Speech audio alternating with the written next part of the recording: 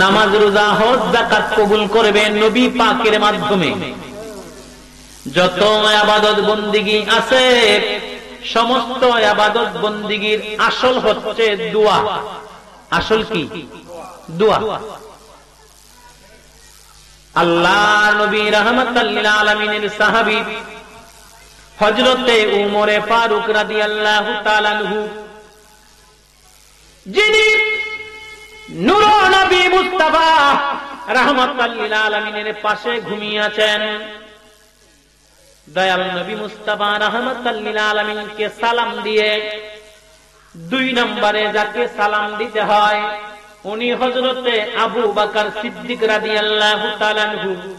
3 নম্বরে রওজা পাকে যাকে সালাম দিতে হয় উনি হযরতে উমরে ফারুক রাদিয়াল্লাহু তাআলা আনহু।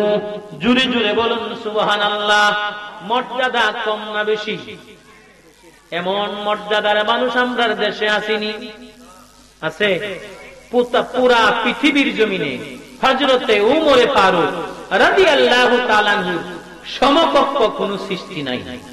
নাকি আছে? যিনি অর্ধ জাহানের বাদশা ছিলেন, অর্ধ জাহানের বাদশা হইয়া ঘুমাইতেন খেজুর পাতার বিছানার মধ্যে। আমাদের মেম্বারও তো খেজুর পাতার বিছানা ঘুমায় না। কি বলে? মেম্বার ঘুমায়। মেম্বারের বাড়িতে খাট পালং আছে, আসেনি? তুষক না জাজিম যেটারে কয়, কি বলে না তুষকে? আমাদের ওয়ার্ডের মেম্বারও জাজিমে ঘুমায়, কিন্তু অর্ধ জাহানের বাদশা ঘুমাইছেন খেজুর পাতার বিছানায়। এমন একজন মহান ব্যক্তি হযরতে উমরে ফারুক রাদিয়াল্লাহু তাআলা আনহু বলছেন,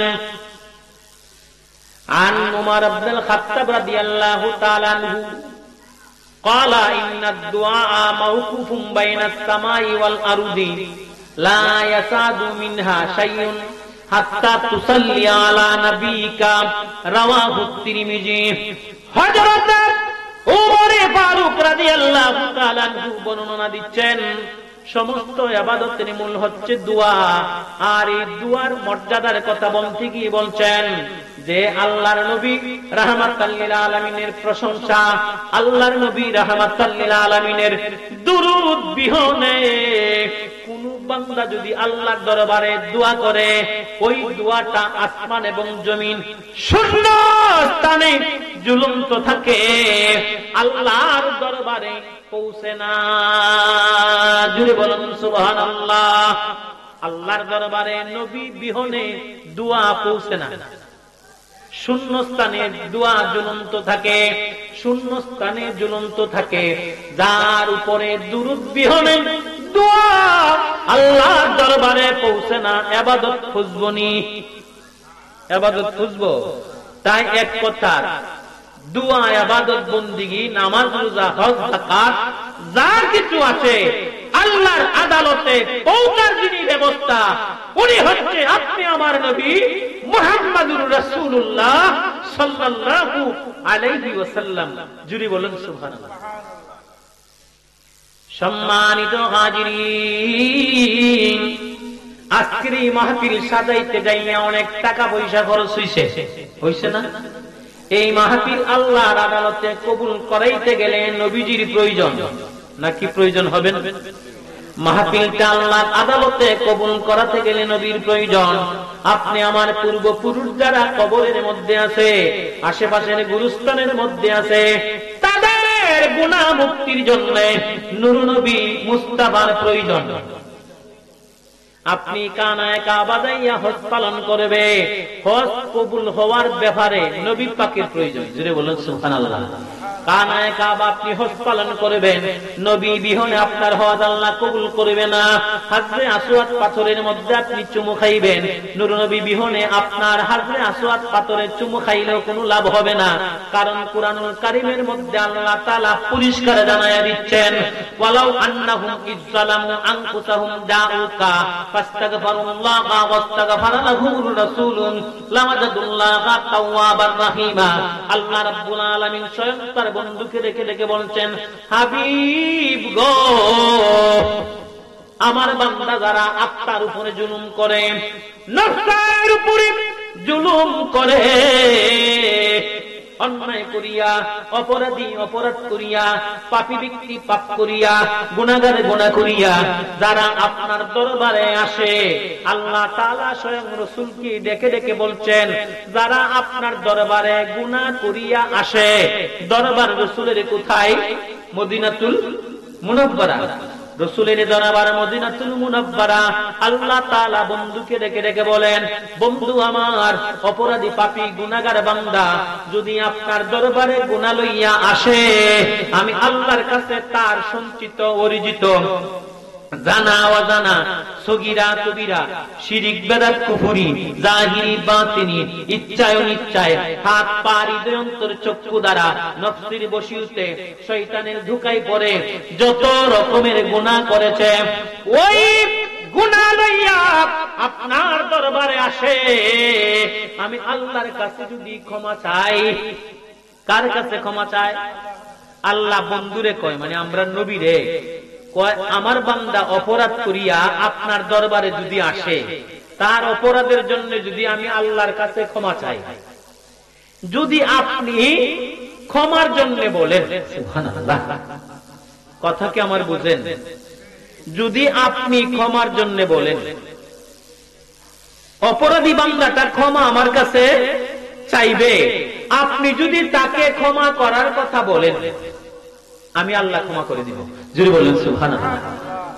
আপনি যদি ক্ষমার জন্য বলেন, আপনি যদি ক্ষমার জন্য বলেন, গো ইয়া রাসূলুল্লাহ, আমার বান্দা অপরাধ করে আপনার দরবারে আসবে, আমি আল্লাহর কাছে ক্ষমা চাইবে, আমার বান্দা গুনাহ করে আপনার দরবারে আসবে, আমি আল্লাহর কাছে তওবা করবে, আমার বান্দা পাপ করে আপনার দরবারে আসবে, আমি আল্লাহর কাছে পাপের জন্য ভিক্ষা চাইবে, আমি আল্লাহ ক্ষমা করব, আপনি রাসূল যদি বলেন। সুবহানাল্লাহ। তাহলে নবীজির দরকার আছে নি? গুনাহ মাফের জন্য নবীর দরকার আছে? আল্লাহ স্বয়ং রাসূলকে বলতেছেন, আপনি যদি বলেন, গুনাহগারের গুনাহ মাফ করার জন্য আপনি যদি বলেন, আমি আল্লাহ জিজ্ঞেস করব না, সাথে সাথে মাফ করে দিবেন। সম্মানিত হাজিরিন, সাথে সাথে মাফ করে দিবে রাসূল যদি বলেন। এখন রাসূল বলবার জন্য রাসূলের সাথে ভালো ব্যবহার আমাদের দেখাইতে হবে কিনা? কথা বলেন। রাসূলের সাথে যদি ভালো সম্পর্ক আমাদের না থাকে, তাইলে রাসূল কি আমাদের অপরাধ ক্ষমার জন্য আল্লাহর কাছে বলবে? তাইলে রাসূলকে আমাদের অপরাধ ক্ষমার জন্য বলাইতে গেলে রাসূলকে জানের চাইতে বেশি ভালোবাসতে হবে। কথা বলেন ঠিক কিনা?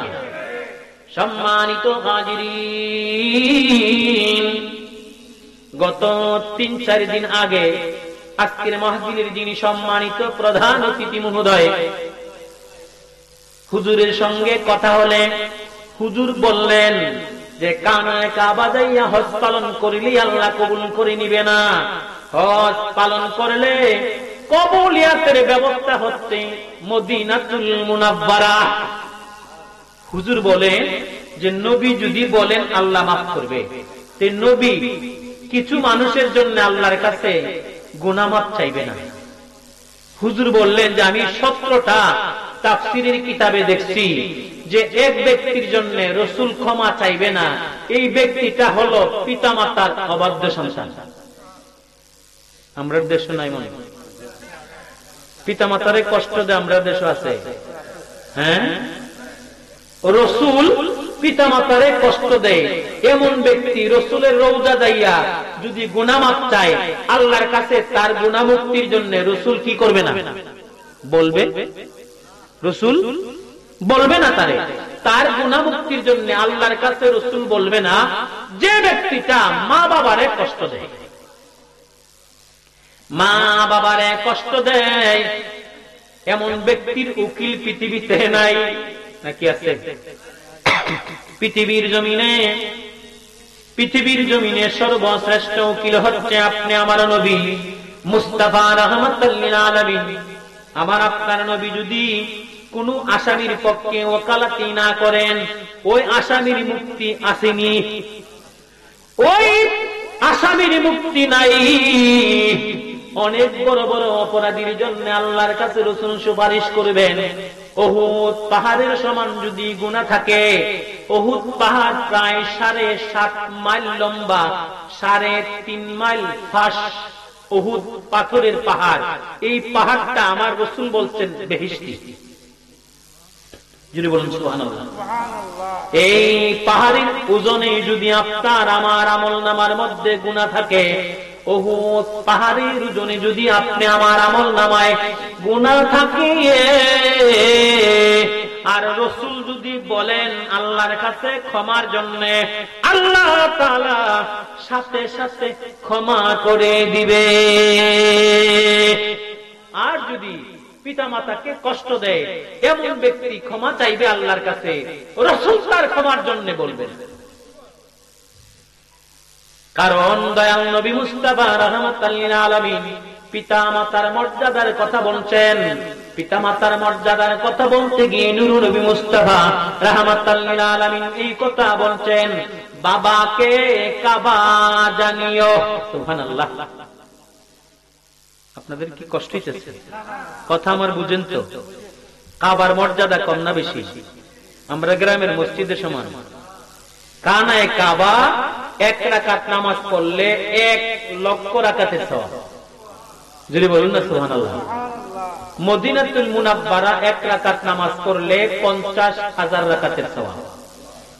আমার রাসূল কি বলেন শুনেন, বাবাকে কাবা জানিও, মদিনা জানিও মাকে, যদি তারা বেঁচে থাকে। সুবহানাল্লাহ। বাবাকে কাবার মতো মর্যাদা দেওয়ার জন্য হুকুম কার? নবীজি। কার হুকুম? বাবাকে কাবার মতো মর্যাদা দেওয়ার জন্য। তাহলে কাবার মর্যাদা হলো 1 লক্ষ 1 রাকাত নামাজ পড়লে 1 লক্ষ রাকাতের সওয়াব। একটা সিজদা কানায় কাবার পাশে দিলে 1 লক্ষ সিজদার সমান সওয়াব হয়। আল্লাহ রাব্বুল আলামিনের বন্ধু বলেন, কানায় কাবার এত মর্যাদা, তোমার বাবাকে কাবার মতো মর্যাদা দিও। সুবহানাল্লাহ। এই মর্যাদা সন্তান বাবাকে দেয়নি। দে আর না, বাবার তো 5 পয়সারও দাম নাই। আল্লাহর কাছে কত দাম বাবার, রাসূলের কাছে কত ইজ্জত আমার বাবার, আপনার বাবার।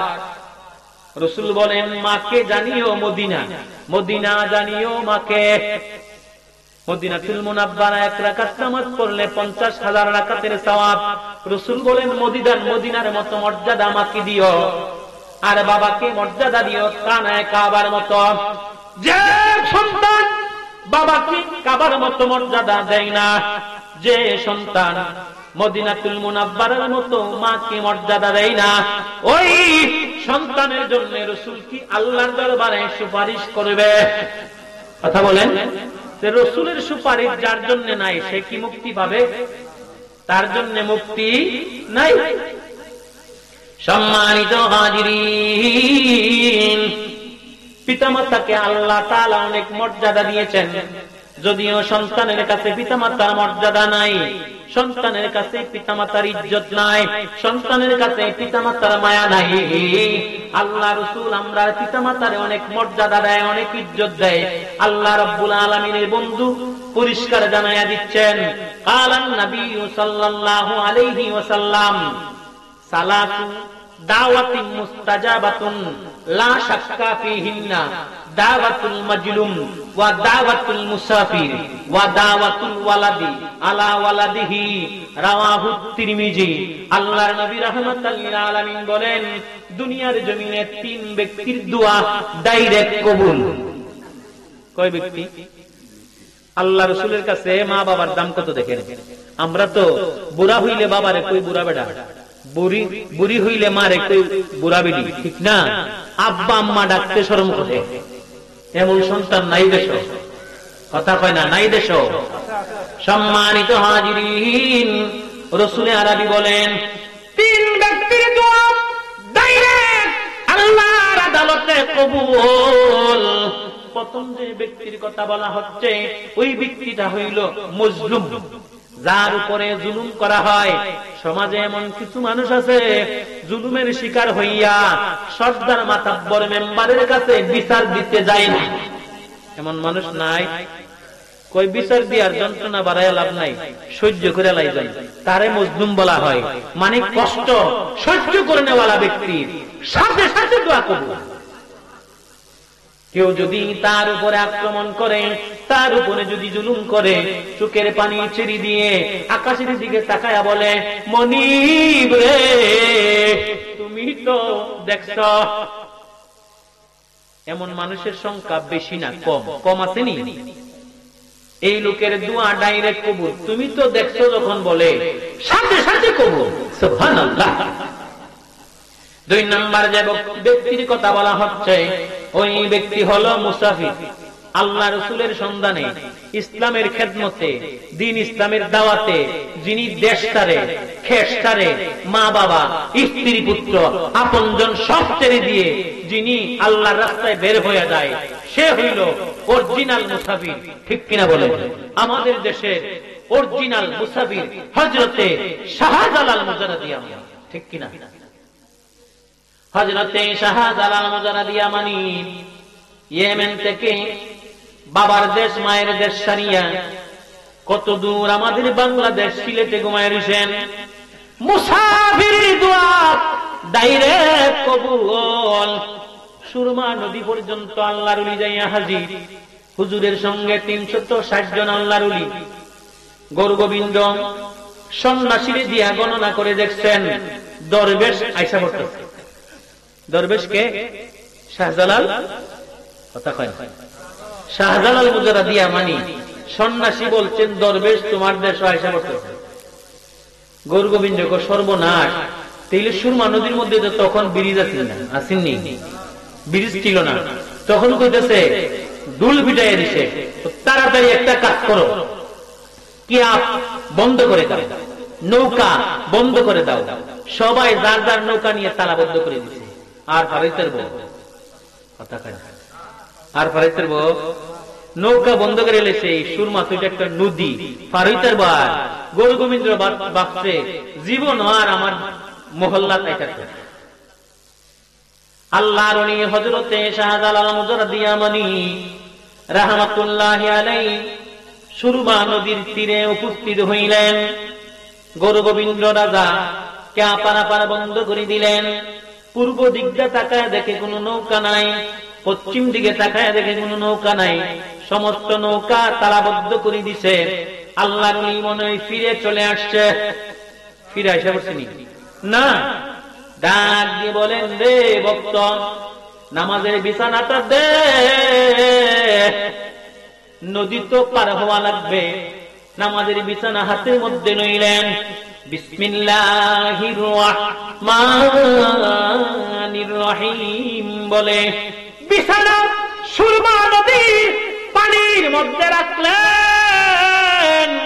সুরমা নদীর পানির মধ্যে বিছানা রেখে আল্লাহর ওলি হযরতে শাহজালাল মুজাররদি ইয়ামানি 360 জন আল্লাহর ওলি লইয়া গৌর গোবিন্দের বাড়িতে যাইয়া হাজির হইয়া গেছে।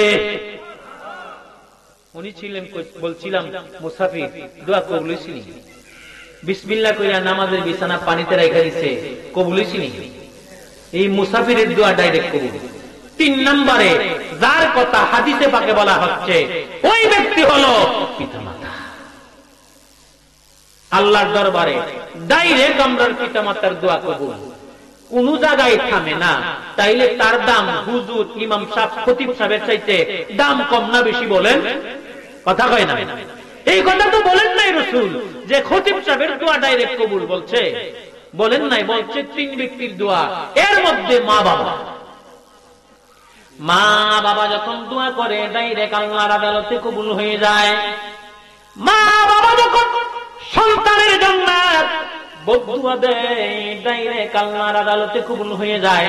মামলা এটা ব্রাহ্মণবাড়িয়া কাউতুলিতে হয় না, সরাসরি আল্লাহ রাব্বুল আলামিনের কুদরতি আদালতের মধ্যে মামলা হইয়া যায়।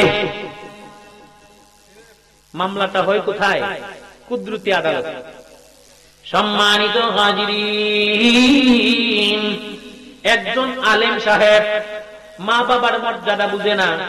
আজও দেশের মধ্যে কিছু হুজুর আছে, স্টেজের মধ্যে উঠলে স্টেজ কাফাইলা ধমক দিয়া স্টেজের চেয়ার ভেঙ্গে ফেলে, মাইক ভেঙ্গে ফেলে, কিন্তু খুঁজ নিলে দেখা যায় মা বাবার ঘর থেকে বের করে দেয়। তুই আমার ঘরে করে, তোর আর কোন ভূত নাই? বলি না এইরকম নাই মনে আন্তাজ করে বুঝেছি না, জানার ভিতরে বলছি। স্টেজে উঠলে তাই আল্লাহর একজন উলি, কিন্তু বাড়িতে গেলে মারে বাদ দেয় না।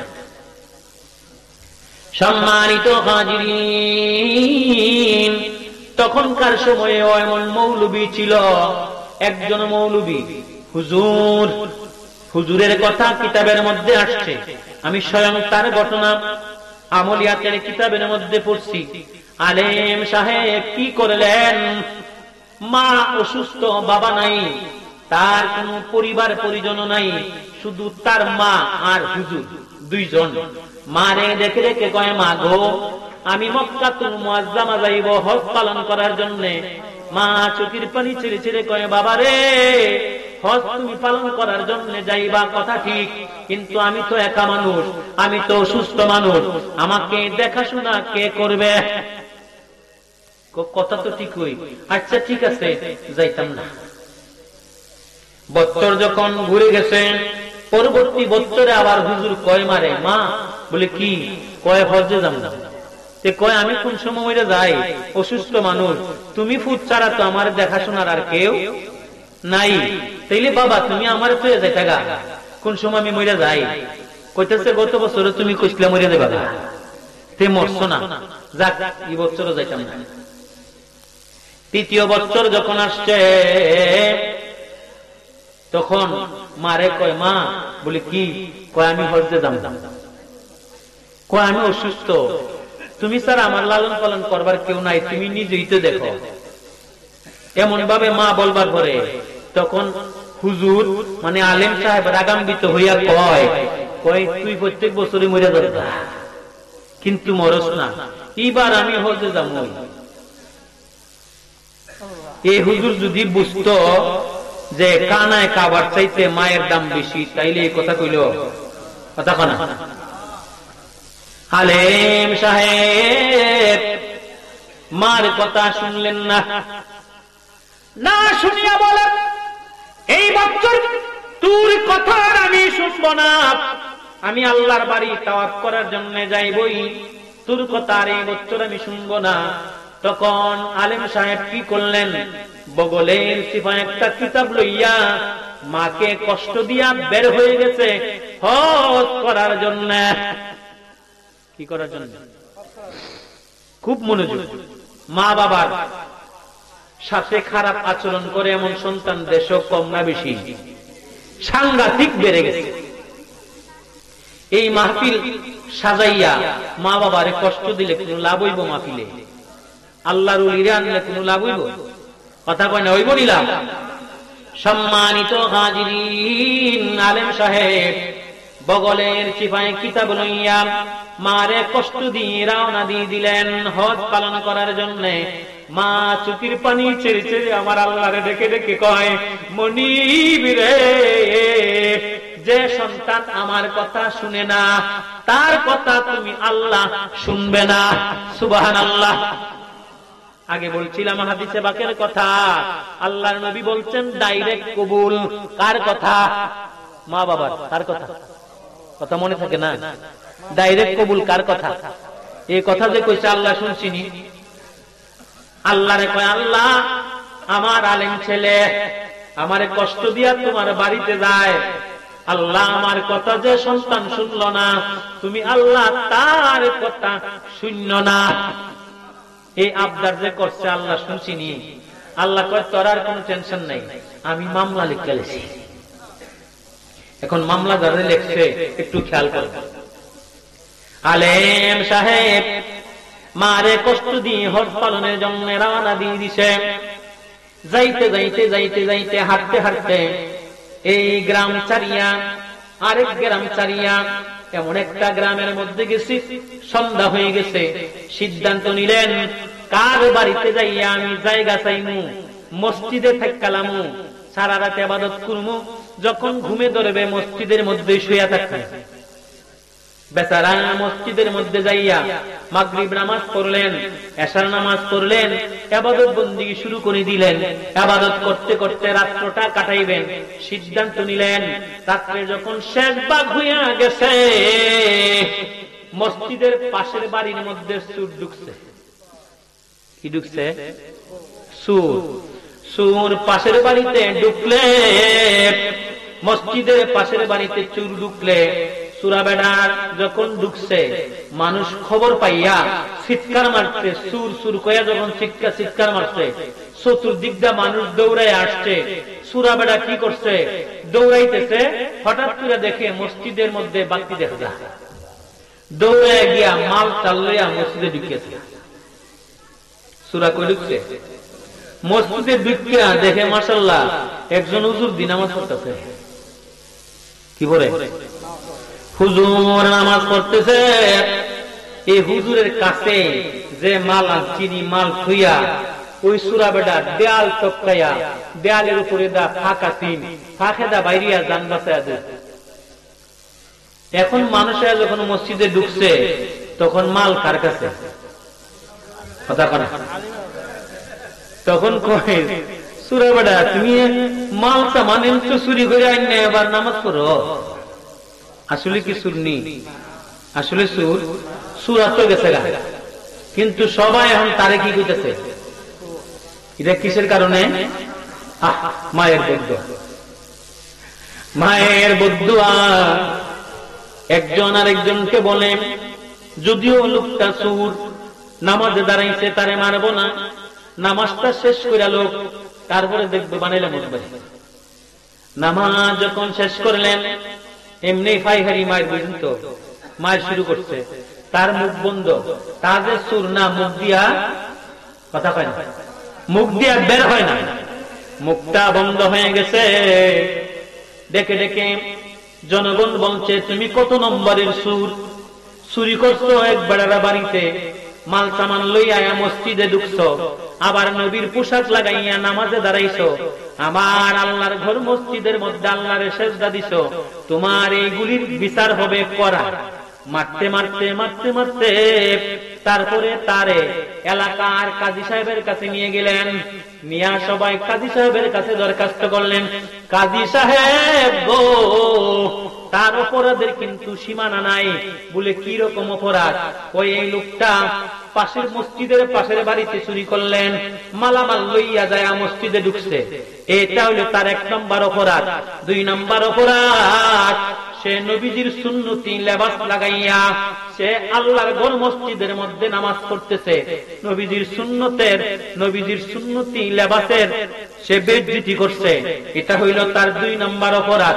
3 নম্বর অপরাধ হলো সে আল্লাহর ঘর মসজিদে আবার আল্লাহর সেজদা দেয়, মানে নামাজ পড়ে। এটা হইল তার 3 নম্বর অপরাধ।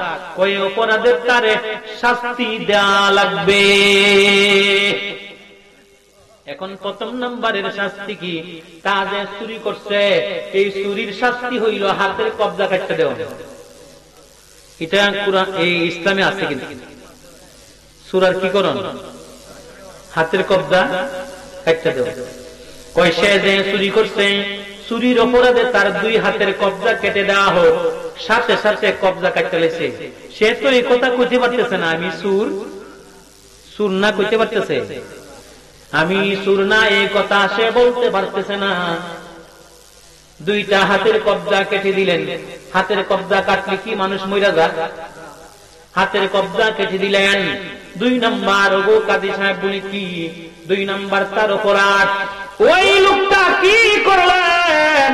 চুরি করিয়া মালামাল লইয়া আল্লাহর ঘর মসজিদের মধ্যে ঢুকছে, এই কারণে তার চোখগুলি খুলে দেয়া হোক, সে যেন আর জীবনে না দেখতে পারে।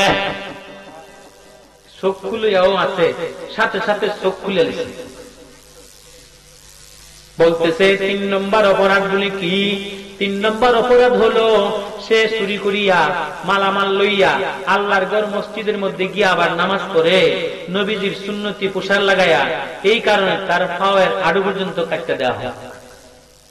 পায়ের আড়ু পর্যন্ত কাটছে, 2টা হাতের কবজা কাটছে, চোখ 2টা খুলছে। খুলবার পরে কাজী সাহেব এখন বলতেছে যে ব্যক্তি চুরি করিয়া মসজিদে ঢুকিয়া নামাজ পড়ে মানুষকে দুঃখা দেয়, এই কথা এই কাজ করলে তার চোখ খোলা হয়, হাত কাটা হয়, পাগুলি কেটে দেওয়া হয়, তারে কেয়ারের ফাটের মধ্যে করে এলাকার বাসীর অলিতে গলিতে ঘুরবে আর মানুষের কানে এই আওয়াজ পৌঁছাইয়া দিবে যে চুরি করে যে মসজিদে ঢুকে তার এই শাস্তি। যদি বলুন আসলে কি এগুলি চুরির শাস্তি? কথা কয় না? সম্মানিত হাজিরিন, এই লোকটা এখনো জীবিত আছে। যখন কাজী সাহেব এই কথা বললেন তাদেরকে ডাক দিয়ে তখন বলেন, কাজী সাহেব না না না, এই কথা আপনি বলবেন না। সবাই এখন নীরব হয়ে গেছেন। এতক্ষণ লোকটা কথা কয় না, আমরা কত কিছু জিজ্ঞেস করছি, আওয়াজ দেই না। ভাবলাম লোকটা মনে হয় বুবা, কথা বলতে পারে না। আচ্ছা আমরা শুনি এখন সে কি বলতে চায়। লোকটা বলেন, কাজী সাহেব এমন কথা কোনদিন বলবেন না, এই কথা হলো মিথ্যা কথা। বলে সত্য কথা কি? সত্য কথা হলো এলাকাবাসীর কাছে আমাকে কেয়ারের পাটের মধ্যে নিয়ে এলাকাবাসীর কাছে পৌঁছে দেওয়া দরকার যে মায়ের অবাধ্য সন্তান, যে ব্যক্তি মায়ের অবাধ্য সন্তান, মায়ের অবাধ্য হইলে, মায়ের কথা না শুনলে, মায়ের কথা না শুনিয়া কানায় কাবা তাওয়াফ করতে গেলে তার হাত কাটা হয়, তার পা কাটা হয়, তার চোখ খোলা হয়, এই কথাটা এলাকাবাসীর কাছে পৌঁছায়া দেন। জোরে বলুন সুবহানাল্লাহ। সবাই অবাক হয়ে গেছে। আসলে তো তাহলে লোকটা চোর না। ও কাজী সাহেব আমি চুরি করি নাই, আমি হইলাম মায়ের অবাধ্য সন্তান। আমি মায়ের কি? মায়ের অবাধ্য সন্তান, আমি চুরি করি নাই গো কাজী সাহেব। আপনি এলাকাবাসীর কাছে এই কথা জানাইয়া দেন, মার কথা না শুনা কেউ যদি হজ পালন করতে চায় তার এইরকম শাস্তি হতে পারে। আলেম সাহেবের কথা শুনে এখন কাজী সাহেব এবং যারা তারে মারধর করছিল সবাই তার কাছে এখন মাফ চাইতেছে যে আমরা আসলে বুঝতে পারি নাই, আমরা আপনার কাছে অপরাধ করছি। বলেন না, এটা আল্লাহর পক্ষ থেকে আপনারা করছেন, আল্লাহর পক্ষ থেকে এই শাস্তি আমার হইছে। আমি মারে কষ্ট দিয়ে হজ পালন করার জন্য রওনা দিয়েছিলাম, আল্লাহ তাআলা মায়ের বদদুয়া আমাকে এই অবস্থা করছে। হাদিস শরীফের মধ্যে মা বাবার মর্যাদার ব্যাপারে আল্লাহর নবী রাহমাতাল লিল আলামিন পরিষ্কার জানায়া দিচ্ছেন। কালান নবী সাল্লাল্লাহু আলাইহি ওয়াসাল্লাম, মা মিন ওয়ালাদিন বাররিন ইয়ানজুরু ইলা ওয়ালিদাইহি নাযরা রাহমাতিন ইল্লা কাতাবাল্লাহু লাহু বিকুল্লি নাযরা হাজ্জাতাম মাবরুরা। ক্বালু ওয়া ইন নাযরা ক্বালা নাম আল্লাহু আকবার ওয়া আতিয়াবু নাকালাহু ফিল মিশকাত। আল্লাহর নবী রাহমাতাল লিল আলামিন বলেন, যখন কোন নেককার সন্তান তার মা বাবার চেহারার দিকে মহব্বতের দৃষ্টি দান করে, যখন কোন নেককার সন্তান মা বাবার চেহারার দিকে মহব্বতের দৃষ্টি দান করে, মানে মহব্বত দিয়ে যখন মা বাবার চেহারার দিকে তাকায়, আল্লাহর নবী রাহমাতাল লিল আলামিন বলেন সাথে সাথে তার আমল নামার মধ্যে একটা কবুল হজ্জের সওয়াব লিখা হইয়া যায়। আপনি মক্কা শরীফ গিয়া ঘুরেন মিয়া, খানায় কাবা তাওয়াফের সওয়াব তো আপনার ঘরের মধ্যে, ঠিক কিনা? কাবা শরীফ গিয়া তাওয়াফ করলেই কি হজ কবুল হয়ে যাবে? কিন্তু মার চেহারার দিকে মহব্বতের দৃষ্টি দিলে আল্লাহ নবী বলেন সাথে সাথে আমল নামায় কবুল হজ্জের সওয়াব। সুবহানাল্লাহ। সাহাবী উঠে দাঁড়াইলেন, ইয়া রাসূলুল্লাহ, ইয়া হাবিবাল্লাহ, নবী গো আপনি বললেন একবার তাকাইলে একটা কবুল হজ্জের সওয়াব, আমি যদি 100 বার তাকাই, সুবহানাল্লাহ, আমি যদি প্রতিদিন 100 বার তাকাই আমার মা বাবার চেহারার দিকে, আল্লাহর নবী রাহমাতাল লিল আলামিন দেরি করলেন না, সাথে সাথে বললেন, ও সাহাবী, তুমি যদি তোমার মা বাবার চেহারার দিকে মহব্বতের দৃষ্টি প্রতিদিন 100 বার দাও, আমার আল্লাহ 100 কবুল হজ্জের সওয়াব তোমার আমলনামার ডায়েরির মধ্যে লিখে দিবে। সুবহানাল্লাহ। এমন মা বাবার দাম সন্তানের কাছে নাই, আছে? নাই। ডাইরেক্ট মা বাবার মুখে দাঁড়ায় বলে, তোরে আমি বাদ দিতাম না। আমাদের এলাকায় এক জায়গায় মারে নিয়াম ফাইলাসে বসছে, এলাকার সর্দার মাতাব্বর লইয়া, ওই মহিলার 2টা ছেলে, স্বামী দুনিয়ায় নাই, বসছে। বসার পরে তখন ছেলেদেরকে জিজ্ঞেস করতেছে যে তোমার মা বাবা তো নাই, বলে না, তোমরা 2 ভাই মিলে মারে ফালতে পারো না?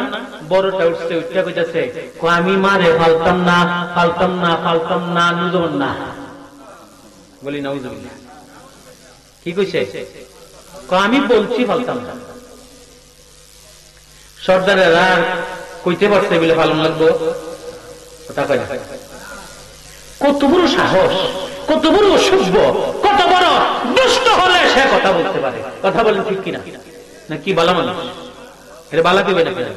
আল্লাহর ওলি কইবেন দুষ্টু, অসভ্য, অসভ্যের মুখ ছাড়া এই কথা বের হতে পারে না। আল্লাহর নবী রাহমাতাল লিল আলামিন মা বাবার কত মর্যাদার কথা বলছেন। একবার তাকাইলে একটা কবুল হজ্জের সওয়াব, 100 বার তাকাইলে 100টা কবুল হজ্জের সওয়াব। এই কারণে আশিক বলছেন, মা কেন এত দামি জানে না সকলে, মা কেন। কইবেন না আমার সাথে? বললে সমস্যা আছে? যাদের মা বাবা কবরে আছে রুহানি শুনবো, খুশি হইতো না? যে সুন্নি মহাসম্মেলনে বাগদাদি কাফেলা লখনৌ সুন্নি মহাসম্মেলনের মধ্যে বসে আমার ছেলেটা আমার গান গেতেছে, রুহানি শুনবে না? যাদের মা বাবা বাড়িতে আছে, দুনিয়ার বাচ্চা আছে, তারা শুনবে না যে আমার সন্তান তো মাহফিলে গেছে, হ্যাঁ আমাদের সামনে জি গান গেতেছে? খুশি হইব না? তাই মা বাবা রুহানিকে খুশি করার জন্য, জীবন দশা যাদের মা বাবা আছে তাদেরকে খুশি করার জন্য জবানটা খুলে আমার সাথে সাথে বলুন, মা কেন এত দামি জানে না সকলে, মা কেন। হ্যাঁ জানতো যদি পড়তো দেখে কোরআন হাদিস খুলে, জানতো যদি পড়তো দেখে কোরআন হাদিস খুলে, একটি হজ্জের সওয়াব মিলে মাকে একবার দেখিলে, দেখিলে মা কেন।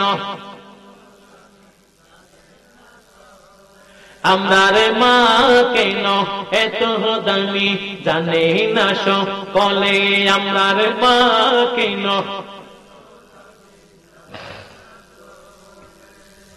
10 মাস 10 দিন গর্ভে ধারণ করেছিল মা, সহ্য করেছিলেন মায়ে কতই যন্ত্রণা। ঠিক কিনা? না আসমান থেকে পড়ে গেছি।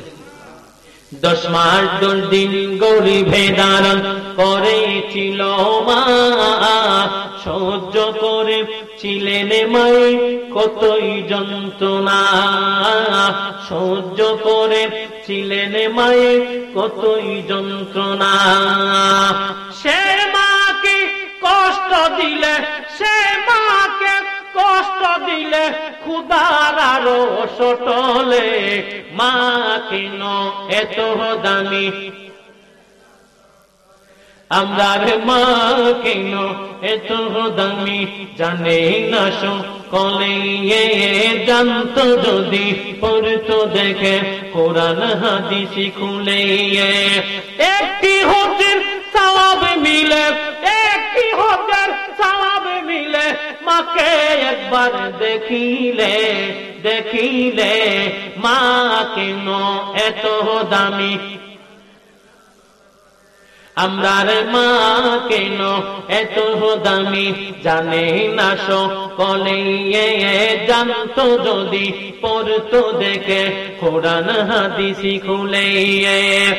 একটি হুজুর সাহাবে মিলে মাকে একবার দেখিলে, মা কেন এত দামি জানে না সকলে, মা কেন।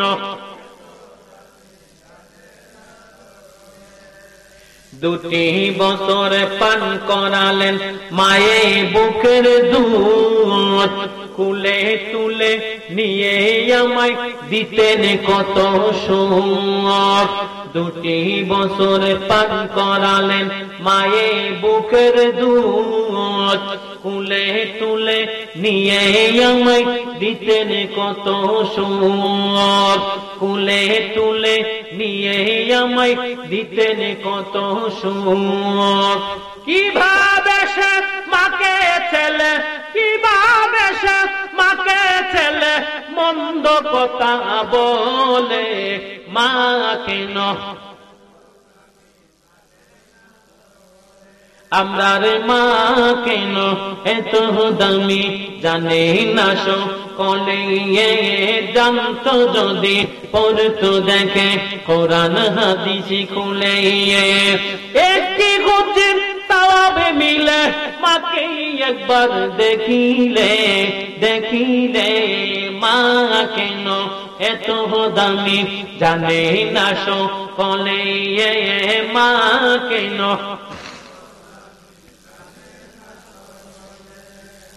বর্ষা শীতে মায়ের কুলে মূত্র ত্যাগ করিলে, দৌত করে দিত মায়ে কুসুম গরম জলে।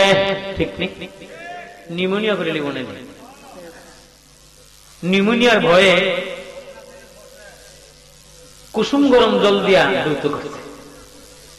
বর্ষা শীতে মায়ের কুলে মূত্র ত্যাগ করিলে, দৌত করে দিত মায়ে কুসুম গরম জলে।